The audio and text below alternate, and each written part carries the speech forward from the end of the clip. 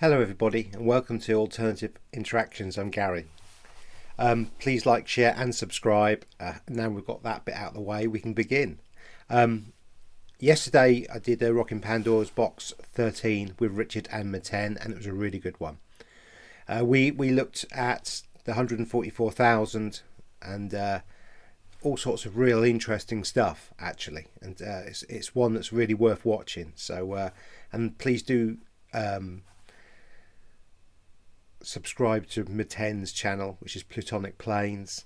It'd be great if you could. Guy's doing a lot of very good work, and is a very clever chap, and certainly worth having a look at for sure. Now, we always look at our comments, and this morning I was going through the comments, and Faye asked a really good question, something that we'd been going through, and I've been talking to Richard about for some time. And it was Janus. Who's Janus? And what a brilliant question. So, in response to Faye, I am going to be doing an introduction to Janus. Now, for those of you who have watched me previously, I did do a the Pope meets Janus video, which is quite an interesting one, but I haven't actually said who Janus is really, and so I think we need to go through that one again, just so we've got it pinned down before I start doing some deeper dives, because trust me, this is a rabbit hole that goes on a long way, and it's very deep, and there's lots of spider web bits come off it. So yeah, who is Janus? But before I start the slideshow, I just have to do a call out to Black Sheep. What's his full name? Black Sheep Research. Black Sheep Researcher. Honestly, terrible. He's done a lot of stuff on Janus for many years, and it was actually he was the one that put me onto Janus. There's an interview that he did with Sheep Farm, probably 6 months ago, I don't know now, but a good while ago, maybe longer, maybe shorter. But he did a very good, interesting interview with Sheep Farm about Janus, and that was like, oh, this is interesting. And he's done many videos, but on my Telegram group, I've actually shared this a good while ago. And he did one called Janus 101, which is a very good and interesting look at Janus. But recently he's done one where he looks at a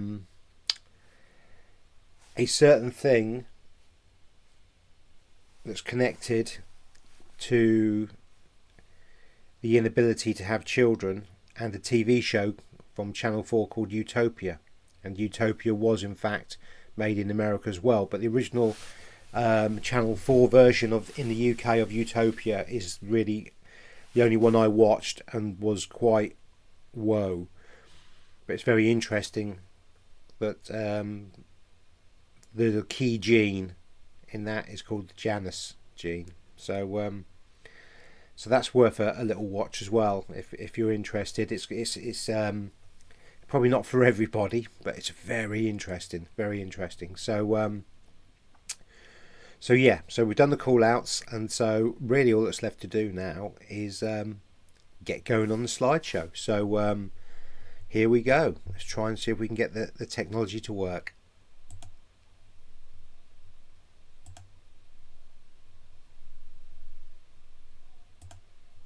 There we go. So Janus. Now, Janus is portrayed as a two-faced god. Two faces looking apart or away from each other. He's sometimes known as the four-faced god, but we'll get into that. But fundamentally, in Roman times, you would see a two-faced deity. And he's the god of all beginnings, gates, transition, time. We'll get back to that one. Choices, that's interesting. Duality, doorways, passengers, and endings. he is the god of virtually everything that's in our world, which is quite interesting. What member of the Selectae means is he is a member of the upper gods. It's very interesting. The statue representation for the first screen is found in the Vatican Museum. Very interesting, and we will get back to that in a while. And again, if you want to look at my Janus meets the Pope, or the Pope meets Janus, sorry, video, I do go into this in some detail, but this is an introduction to Janus. So Janus is a two-faced god. Here we have another bust of or image of Janus. This side Janus is a man, and this side Janus is a woman. And this is highly significant as we go forward. So Janus is never two females. Janus is either male and female, or Janus is male and male. In this case, Janus is male and female. And the female is Diana. It's very interesting, isn't it? Now, Janus. In ancient Roman religion and myth, Janus is the god of beginnings, gates, transitions, time, duality, doorways, passages, frames. So when we're looking at a picture, we look through a frame, or we frame the picture. And when we have glasses, we wear glass frames, and so we see through Janus's eyes. We have to look through Janus to see. And endings. But he's obviously beginnings and endings, so there we go. He is usually depicted as having two faces. The month of January is named after Janus. January is the dead month, and January the first being the beginning of the dead month of January of Janus, is when we celebrate New Year now, but that never was New Year. Now, according to ancient Roman farmers, Juno was mistaken for the tutelary deity of the month of January, but Juno is the tributary deity of the month of June. Well, this is not quite right in my opinion, from my research, because Roman farmers actually did worship Janus, because Janus is also the god of the harvest and the cornucopia. So Janus would have been the planting of the crop, and Janus is the harvest of the crop, because remember, Janus is the duality of beginnings and endings.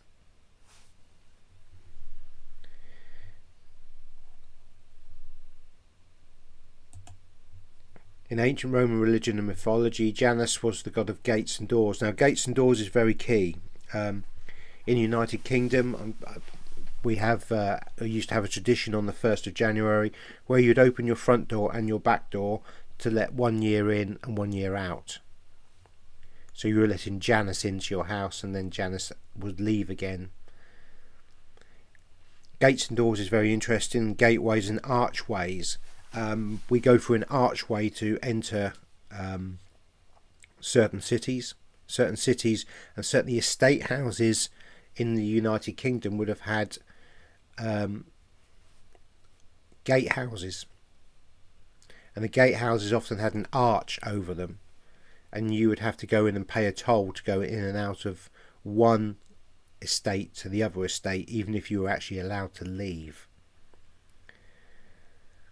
And so the gatehouse would be Janus, and the control mechanism from one place to another, as is your passport. Planes go from gates, so you need the passport to pass from one place to another. And when you fly via the gates. And when you enter the plane, you go through the door. And when you get to the other place, you exit the door, go through the gate, and enter via the passport into that country. The ancient Romans had a specific god who held the key, so to speak. Now, this is very key. Ha ha ha. This is very key. Janus is the god of keys. He's the god of doorways and he's also the god of the keys. And so Janus is the janitor or janitor. And so when you wanted to go somewhere, or if you go to prison, into the jailhouse, the guards have keys and they will lock the door behind you or open doors for you to go in and out of. And so prison guards are actually Janus, or working for Janus, because they hold the keys to the doors and the gateway between. So let's read that again. The ancient Romans had a specific god who held the keys, so to speak, to the metaphorical doors or gateways between what was and what is to come.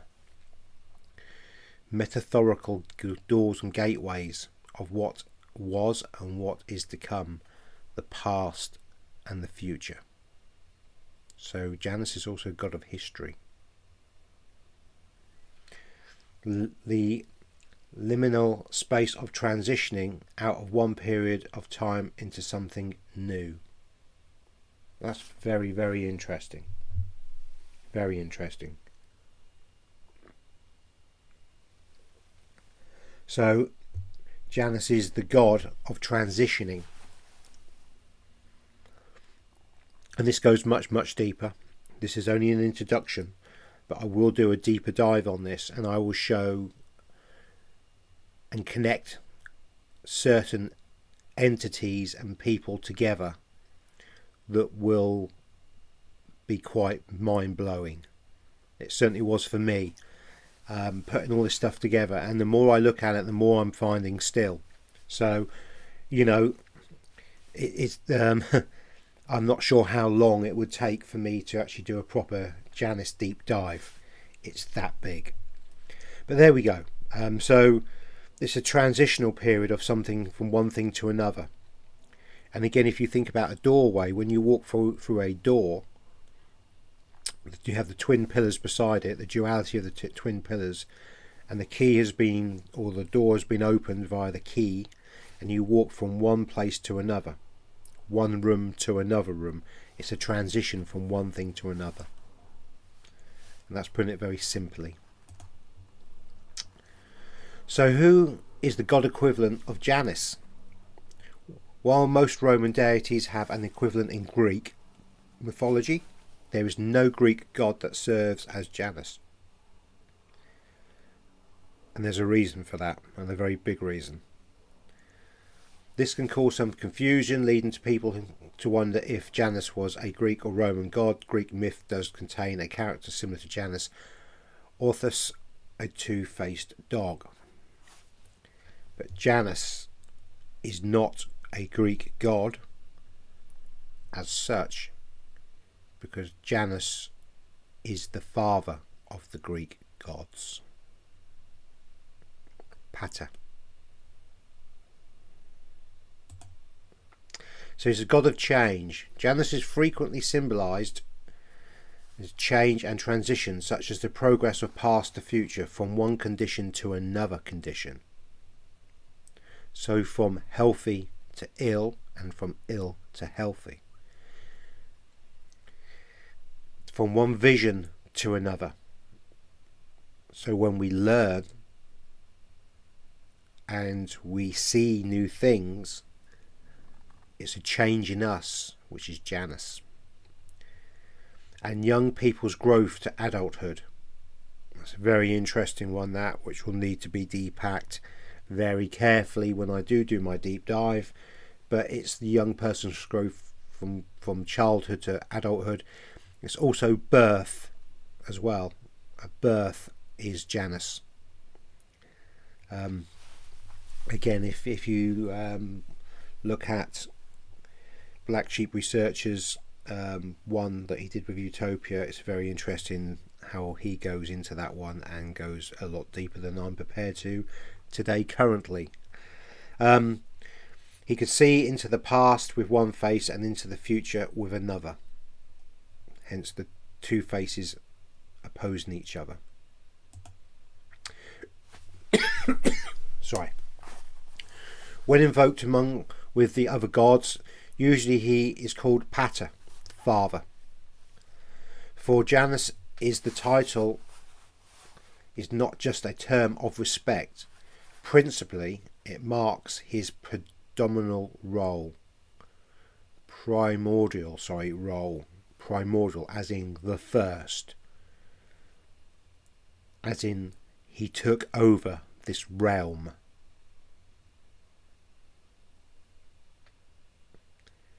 So we had another person in charge of this, or another god or gods in charge of this realm, and he took over it. He is the first of the gods and thus their father. Hence what I was talking about, the Greek mythology. That's why he's not in Greek mythology, because he is the father of all the Greek gods. Number one, the first. He is, however, some of the Greek gods. It's also interesting, and I'm not going to read the bottom bit.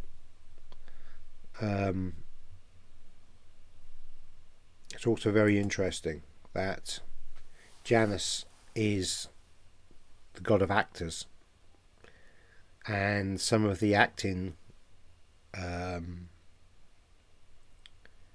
award, like, you know, award things are two-faced. You know, we have two eyes. Animals have two eyes that look two different directions. All sorts of weird stuff. But he is the saint, or he is the god of actors, acting, bad actors and good actors. Which is exactly what we see today, isn't it? We keep saying we're watching a movie playing out. Well, Janus is the actors for the beginning and the end of the script of what we see. Janus was one of the earliest of the Roman deities, sometimes referred to as the god of gods. He was the god of gods. Number one. Now, Janus, as I alluded to, has got alternative names and different names. Inus Pater, father. And the father's a very interesting one. Inus, or Janus. Quadriformus, as in the four-faced god, and Bifrontus, the two-faced god, or Bifrons, the two-faced god of Janus. It's very interesting, his abode. So what does he control? The abode means, what does he control? What's he god over? He is the limits of the earth and at the extremity of heaven. So he is the god of earth and heaven. Again, he is the god of earth and heaven, our Father. And for those of you who watched my religious Pope one, our Father who art in heaven, hallowed be his name. Yeah. Well, actually, it's not. It's Janus's name. And I know it's going to trigger some of you, but I haven't even started going down that rabbit hole yet with you guys, and I will do, because you are going to get really upset, some of you guys, on where this leads. It's whew, yeah. But for now, we'll leave it as that. The introduction. Who is he? He's your father, who has the limits of earth and heaven. The beginning of the end. Transitions. So, Iona, goddess. Iona is the name of an ancient Roman goddess associated with arches. Well, that's Janus. Janus is the god of arches, doorways, doors, and the moon. That's very interesting. Usually identified as either a form of Diana or the female counterpart. Now, Janus is Iona and Janus is Diana.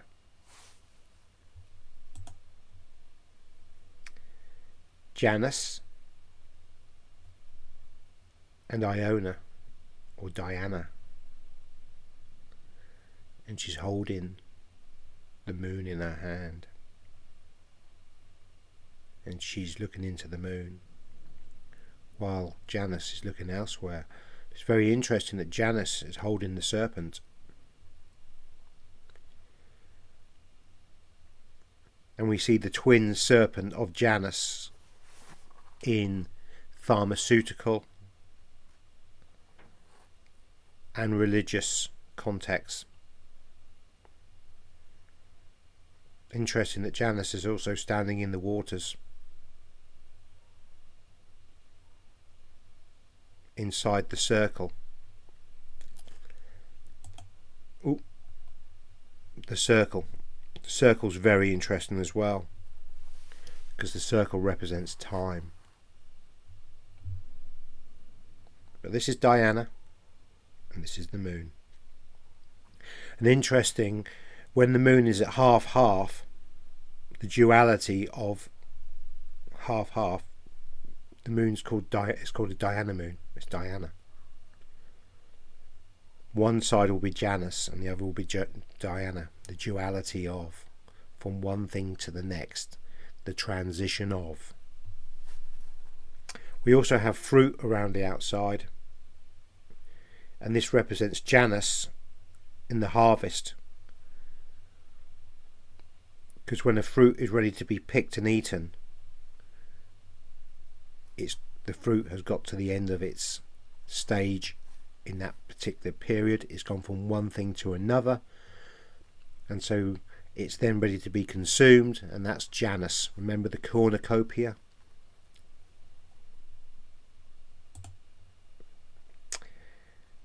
And while we're on the subject of harvest, the Grim Reaper is derived from a combination of Chronos and Chronos, and Chronos is time. The circle represents time, because Janus is the god of time, is the god of Chronos. Chronos is Janus. Beginnings and endings. The myth of Cronus eating his children was used as a poetic sense at the time, devouring all things, as in the old saying, nothing lasts forever. And when something ends, beginnings and endings, birth and death, Janus is the god of death. Janus is the god of the scythe for the harvest, the god of planting, and the god of harvest, the cornucopia.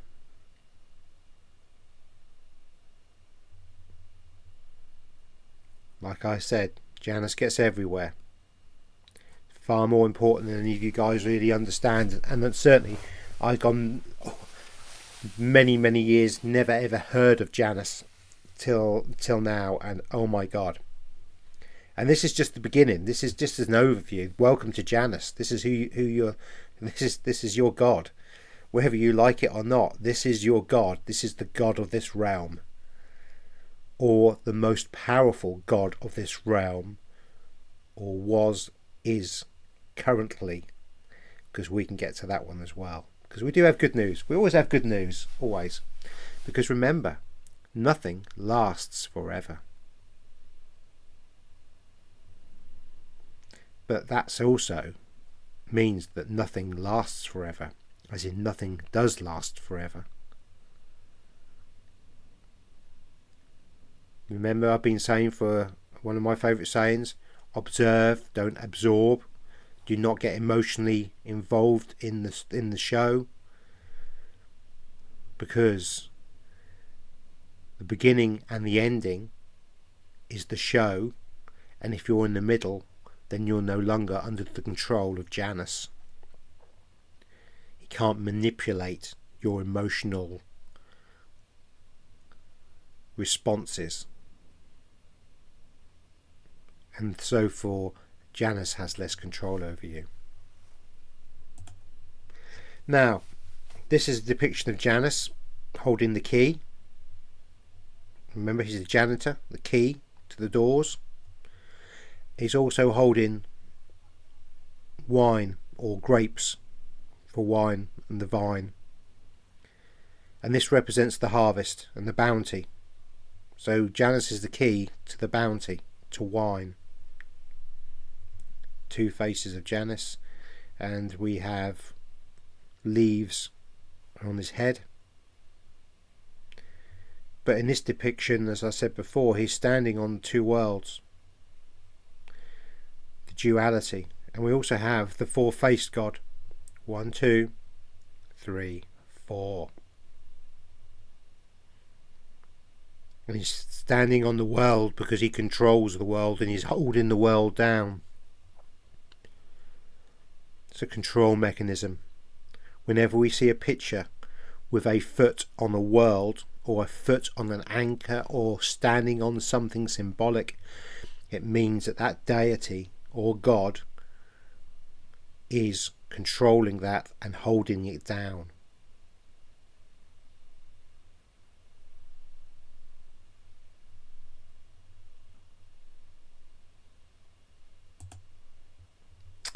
Roman coin, Janus.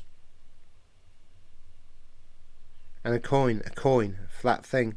You see one face but you don't see the other. Isn't that interesting? Because we can go back to the moon. You see one face but you don't ever see the other. You only ever see one face of the moon. The moon is Janus, and it's the control mechanism that came in.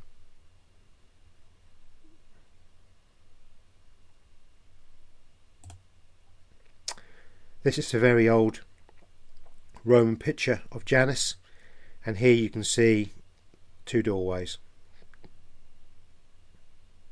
And Janus is looking into both doorways. Both different options almost. You can take the left route or the right route. I'm not quite sure what he's holding here, but it does look like to me he's holding a person.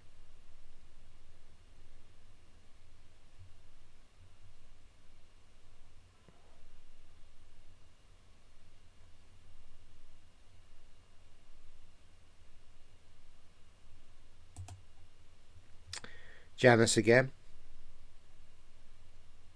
often has a crown, and that crown is often associated with 7 spikes. 1, 2, 3, 4, 5, 6, 7. It's very interesting, the number 7 on his head. Because I'll let you work out who else has 7 rays of light coming off their head. Because we will go into that in a deeper dive in the future. But he's holding a staff.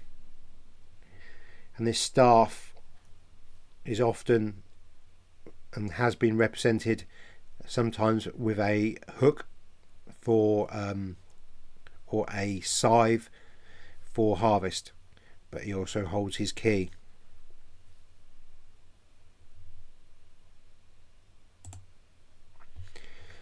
Some more depictions of Janus, this time female and male.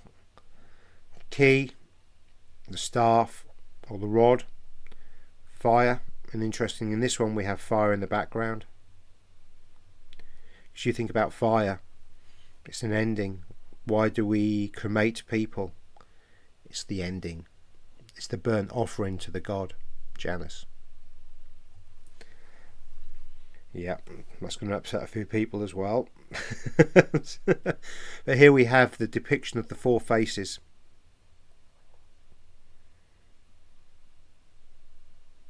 The crown. 1, 2, 3, 4, 5, 6, 7. There's 8 on this one, but it's normally 7 for the proper depictions. And we have either the laurel leaf, which is Janus when he's doing the harvest, or Janus as the ruler. The duality of Janus and his twin roles. Again, this is Janus.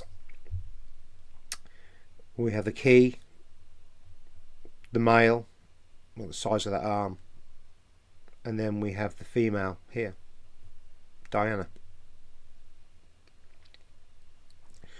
I'm not quite sure what Diana's holding there. I think it says 16 something as a date.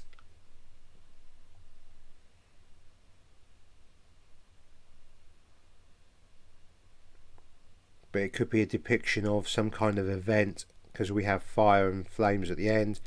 And I think in the early 1600s we did have a phoenix event, which is quite interesting. One thing to another, an ending and a beginning. And for those of you who follow Jason of Archaics, you're just going to go, oh my god. So we'll leave that one there. But this is a depiction from a, it's got Aquarius there, so it's got the planets around, and I think it's a clock, part of a clock face, which would be why Janus is on there.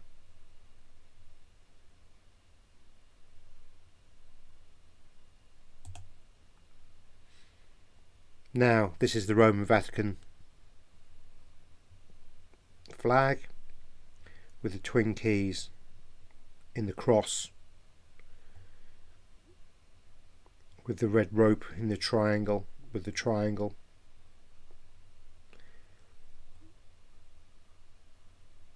With this image as well, with the cross on top, the ball and the cross. And again, I'm going to have to go into that one as well, because it all links in to something that you will be very surprised about. But this is Janus. Janus has got the keys. He holds the key, and we have the X, the cross. One thing to another thing. Where do we see the X a lot recently? We've seen the X a lot everywhere recently. You know, within the flag here, it's a cross, but when you put it on its side, it's an X. 2 X's, 2 dualities.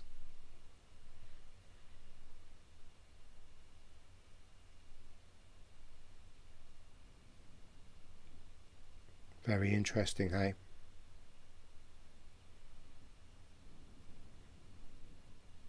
Remember, the Vatican, Janus and the keys are linked very closely. But when I did the Pope meets Janus, I didn't do a deep dive on that. I left a lot of stuff out because it wasn't appropriate for that particular show. I scratched the surface on that one as well. Now, this is a portrait of Janus and Cronus in with all some gods, and you can actually see this is Kronos, the Grim Reaper, and this is Janus, and you can't really see it properly. And there's a very interesting lady here, and this angel here is of great interest. Now, I haven't blown this image up any more than that because Obviously Richard had issues with art and for art's sake, but what we do have is a slightly different drawing where we just have the basics, and here we go.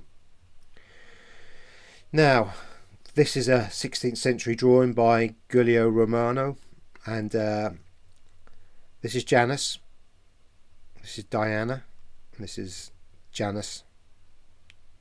Two things. Janus is always holding the key, and boy has Diana got a masculine arm. Oh dear, you wouldn't want a right hook from her.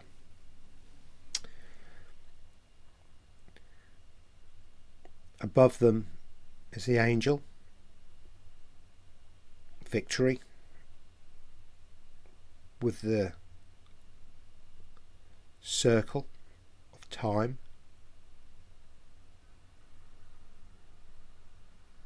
We have Kronos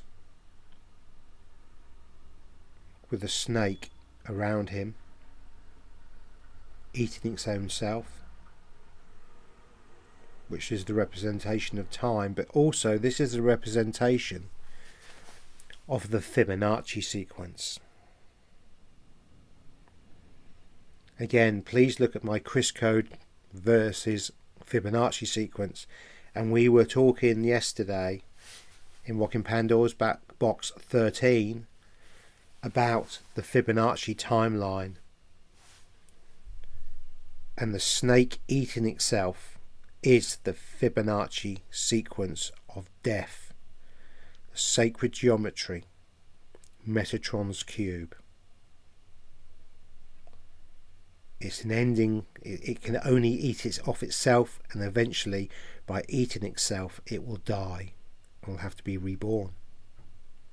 And Kronos, the timekeeper, will rebirth it, because Janus is the beginning and endings. So Janus will be the ending of the snake and the beginning of the snake. And remember, we've seen previous pictures of Janus holding the serpent, but the serpent wasn't eating its own tail at that time, because the serpent was just being reborn. It was new, it was fresh. And here we can see the scythe, which is now known as the Grim Reaper scythe, but this actually represents the time for the harvest initially. But this lady here is very, very, very important, because they have gained victory over this lady, who also is holding a serpent, but the serpent is open. A duality, a closed and an open. But this lady is Mother Gaia.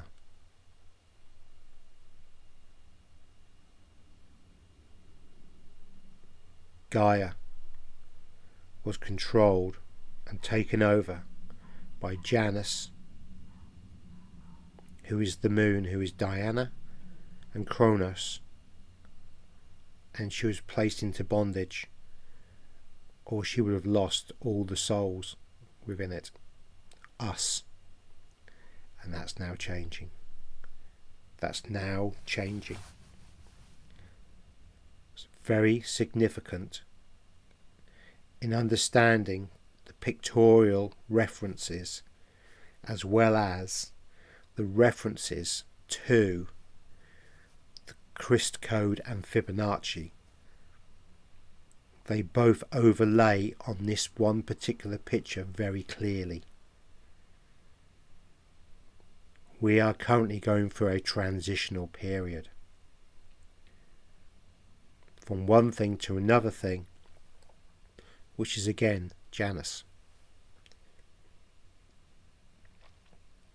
But what Janus can't stop is the fact that Gaia has now woken up,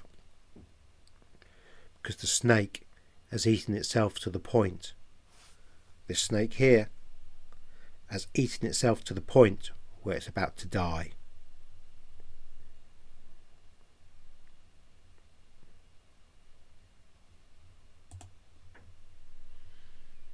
This is another very old depiction of Janus. We have the wine and the fish and the bread. It's very interesting, isn't it? Where do we see the fish, the wine and bread? We have Janus drinking from the cup, and Janus is either a flute or a pipe, but it could well be a flute.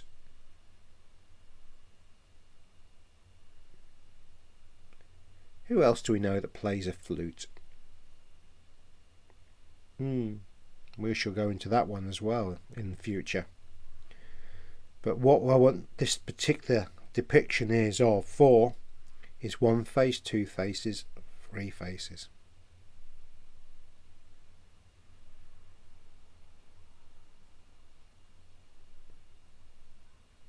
In this particular picture, Janus is portrayed as having three faces. And I should imagine there would be a fourth face behind, the four-faced god. But this also clicks back into something something else very interesting. And I have to say thank you to Kathy B, who sent me these images. So that's another call out that Kathy B's got. Because we have the Chariot, L Chariot, two very old cards, two very old depictions of. We have one face, we have two faces, we have three faces. One face, two face, three faces. One face has gone down here, one face has gone down here. This is Janus, the four-faced god, and the Chariot, bringing change in very quickly. We have the four pillars, the horses, the duality.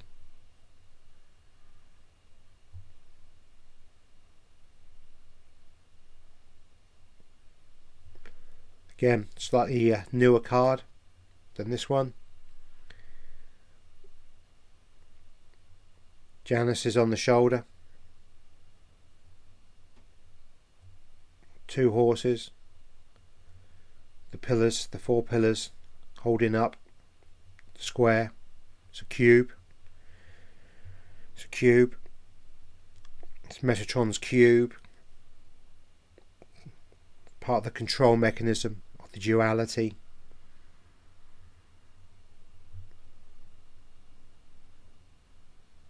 But the horses ensure it goes from one place to the other. What should also be interesting and noted, it's number 7 of the cards. And in many depictions, when you look at the Chariot, the wheel, it has 7 spokes. And remember, Janus's crown has 7 crown, or 7. 1, 2, 3, 4, 5, 6, 7. There's 8 there, or 7 major, but there should be 7. 2, 3, 4, 5, 6, 7. 1, 2, 3, 4, 5, 6, 7. 7 golden crown ray of the sun is the representation of that one.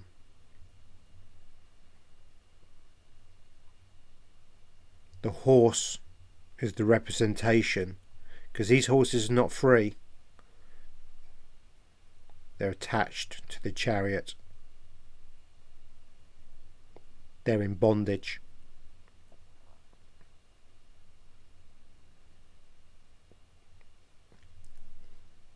Pretty interesting, hey? This is the modern version Richard showed yesterday. You know, our Rockin' Pandora's 13, and we can again see Janus with the half moon. So this could actually be Diana in real terms. Or this is Diana and this is Janus. we have the duality, we have the 4 pillars in the cube with the stars, the divine star of guidance above the head of the divine person, but it's likely there'll be another face behind, because when the Chariot card is upside down, if you read it in reverse, it will be looking backwards and not forwards. You just can't see his face, just like you can't see the back side of the moon, the dark side of the moon. He also, in all of these, carries his staff, which we see Janus doing. The only thing we're missing is a key. It's the only thing we're missing. Duality. Janus is the god of dualities. And the rapid change of from one thing to another. And like I say, these spokes on these, I've seen other pictures where you actually see it like at an angle, and you can see they're 7 spoked wheels for the 7.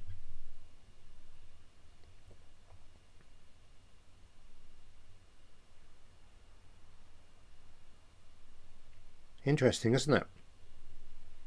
Gets everywhere, doesn't he? So, in conclusion, Janus was the Roman deity associated with transition. Oh, we just looked at that with the cards. Passages from past through to futures, windows, doorways and thresholds. Simultaneously looking back and forward, Janus connects pasts and futures, gaining perspective with hindsight and foresight. So there is good in Janus if you can harness and understand the duality. To see the past means you can affect the present with mindfulness by sitting in the middle, on the middle path. The left wing and the right wing are both controlled by the bird. Be the bird, the body. Observe the left and the right wing. 2 dualities again, opposites of each other. Labour Conservative, Democrat, Republican. It's all the same. So it's not by telling the story of the past, not by predicting what's to come, but by seeking relationships. Relationships, it's Janus. Passages, flows from the past, ways the past lingers to haunt, hinder and inspire the building of the future. Really interesting, isn't it?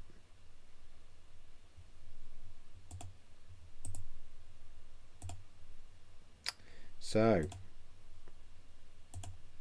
welcome back.